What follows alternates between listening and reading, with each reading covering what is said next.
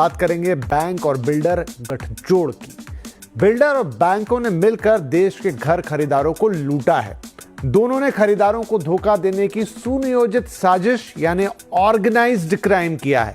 ये दोनों लाइनें बहुत कठोर हैं जो मैंने अभी अभी कही, लेकिन देश का सुप्रीम कोर्ट अब यही बोल रहा है। देश की सर्वोच्च अदालत ने सीबीआई को ऐसे 22 मामलों में एफआईआर दर्ज करने का आदेश दिया है। देश की किसी भी अदालत की तरफ से अभी तक का यह सबसे कठोर रवैया है। और हो भी क्यों ना, घर खरीदारों की जिंदगी भर की कमाई के साथ जिस तरह का खिलवाड़ हुआ है वो भी तो जघन्य है। बिल्डर तो पहले से ही बदनाम थे घर खरीदारों के साथ धोखाधड़ी करने के लिए, लेकिन अगर बैंक भी उनके साथ अपराध में शामिल हो जाएं तो घर खरीदार कहां जाए। और ये बात हम तब कर रहे हैं जब इस देश में घर खरीदारों की रक्षा के लिए रेरा जैसे कानून हैं। सुप्रीम कोर्ट ने अब इस रेरा को भी आड़े हाथों लिया है। क्या फायदा ऐसे कानून का जो बस नाम का हो। इतना ही नहीं, सुप्रीम कोर्ट ने कई प्राधिकरणों को भी आईना दिखाया और कहा है कि आप भी इन मामलों में उतने ही दोषी हैं। और तो और सुप्रीम कोर्ट ने निचली अदालतों के कान भी खींचे हैं, जिन्होंने उसके ही निर्देशों की अनदेखी कर उल्टा घर खरीदारों के खिलाफ ही ऐसे मामलों में आदेश पारित कर दिए थे। अब सुप्रीम कोर्ट ने सबकी क्लास लगाई है और सीबीआई को उसके अच्छे काम के लिए शाबाशी भी दी है। तो चर्चा की शुरुआत करें उससे पहले इस पूरे मामले को समझना जरूरी है कि कैसे बिल्डर और बैंकों ने मिलीभगत से घर खरीदारों को धोखा दिया। इस पूरे मामले की जड़ में है कि स्कीम जिसका नाम है सबवेंशन स्कीम। सबवेंशन स्कीम में बिल्डर और बैंक मिलकर ग्राहकों को एक ऐसा पेमेंट प्लान पेश करते हैं जिसके झांसे में ग्राहक आसानी से आ जाता है।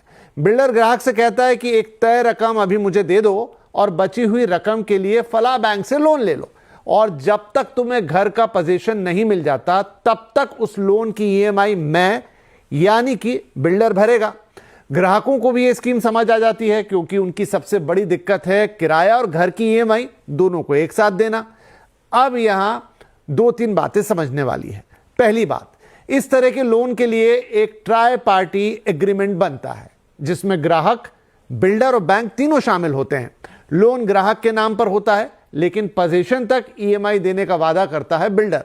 दूसरी बात, यह लोन मंजूर होने पर बैंक लोन की लगभग पूरी रकम एक साथ बिल्डर को दे देता है, जबकि सामान्य होम लोन में बैंक बिल्डर को स्लैब वाइज पेमेंट करता है, यानी जितना कंस्ट्रक्शन हुआ उतना पैसा। लेकिन यहां ऐसा नहीं होता। और तीसरी और सबसे अहम बात, प्रोजेक्ट में किसी भी तरह की देरी होने पर बिल्डर एक वक्त के बाद ईएमआई देना बंद कर देता है और बैंक गला पकड़ता है ग्राहक का, क्योंकि लोन तो उसी के नाम पर है। और ऐसा होने पर ग्राहक दोनों तरफ से फंस जाता है, क्योंकि ना तो उसे घर मिला है और अब ईएमआई भी उसे ही भरनी पड़ रही है। इस वक्त सुप्रीम कोर्ट में ज्यादातर मामले ऐसे ही हैं जिसमें बिल्डरों के प्रोजेक्ट सालों से अटके हैं और ग्राहक बस ईएमआई पर ईएमआई भरे जा रहे हैं बिना घर का पोजीशन मिले। उधर बैंक की तरफ से लगातार धमकी आती है कि अगर एक भी ईएमआई चूके तो डिफॉल्टर बन जाओगे और मकान भी हाथ से जाएगा।